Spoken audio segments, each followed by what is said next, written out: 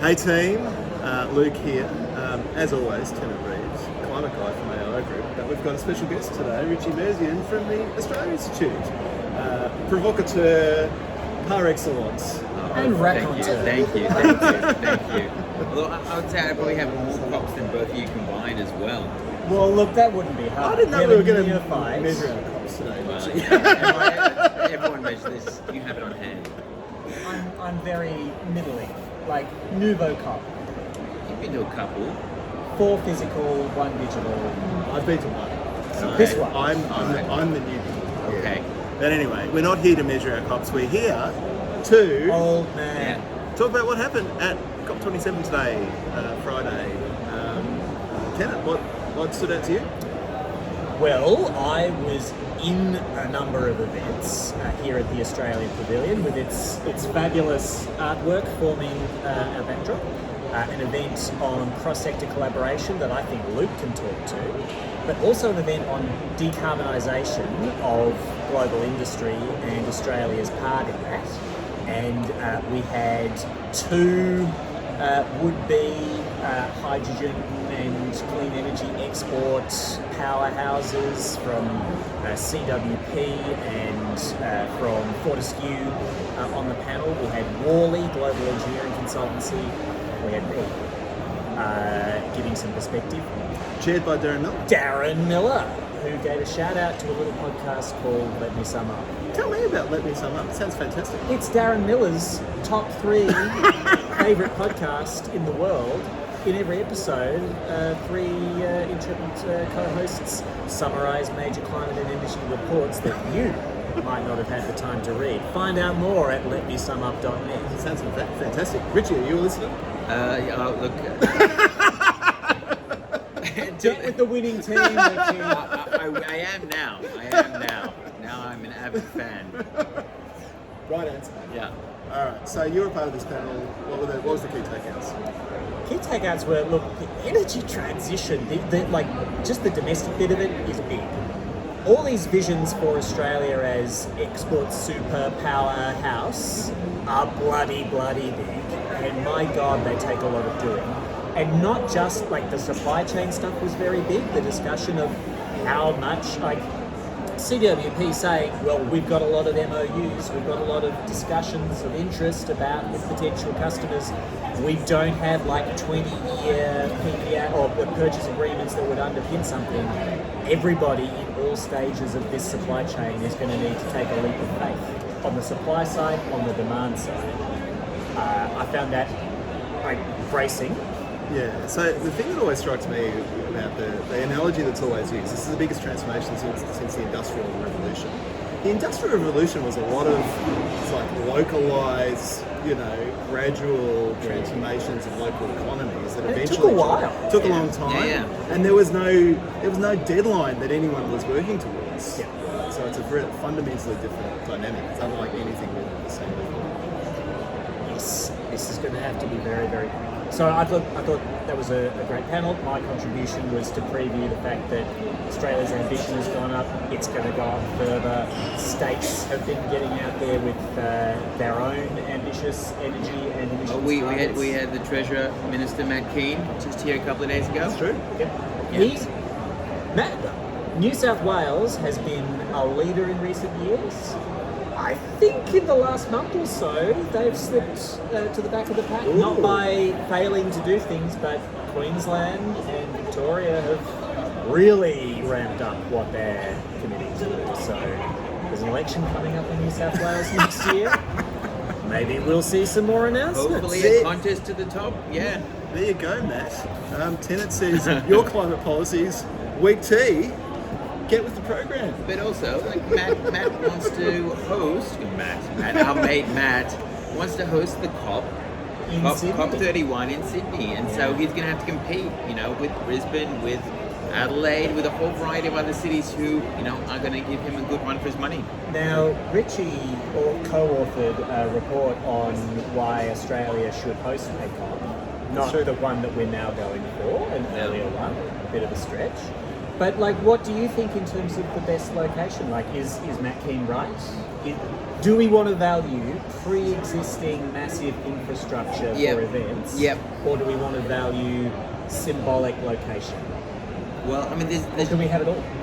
You've got to start with practicality. Like, it's tough when there's no international flights and you don't have enough accommodation and you don't have enough facilities. And we should know this. This is a very abstract situation you're sketching here. So theoretical. Start with logistics, right? And then also, because we want to host at the Pacific, it helps if it's obviously on the Pacific, so it kind of rules out Perth. Also, it has a high Pacific population, helps as well, with lots of connections to the Pacific. So there's all these kind of things, which means that probably Sydney or Brisbane will be up there. No, Melbourne. Probably less so Melbourne, but who knows? Like, it's a race to the top. So whichever city can put a better bid forward, as long as it's got international flights, accommodation, and a state government that's pushing it ahead, then it could be on any of these. Yeah. And the best part is, like, this is an opportunity to reinvent Australia, right? We've got 4 years' time in 2026. It's great that we're doing all this stuff and being a renewable energy superpower. We also need to demonstrate that transition as well, because we have a deficit of credibility, Australia, at the COP. Because it was only a year ago that this pavilion had a giant Moomba CCS display from Santos, and that's what we're saying. You can't just do the good things, you also have to show you're phasing out the bad things as well. I think you're selling positive energy, sure. We make a lot of positive energy. Yeah. Anyway, what was your highlight of first Friday of COP27? I got to do a press conference with a bunch of counterparts from the US and Japan and the Emirates, calling out false solutions. And this was mainly because decarbonisation works when you're backing in real solutions, and we also have here at the COP a whole bunch of false solutions. A lot of scrutiny around carbon capture and storage. And if we know anything, given we've got the largest site in Australia, it hasn't worked too well, and yet this thing keeps failing upwards. And just this week, Chevron announced that it wants to ship CO2 to Australia to turn it into a carbon sink in partnership with a Japanese shipping company. I just think, wow, you can't even get it working when you got everything on site, let alone when you try and ship it as well.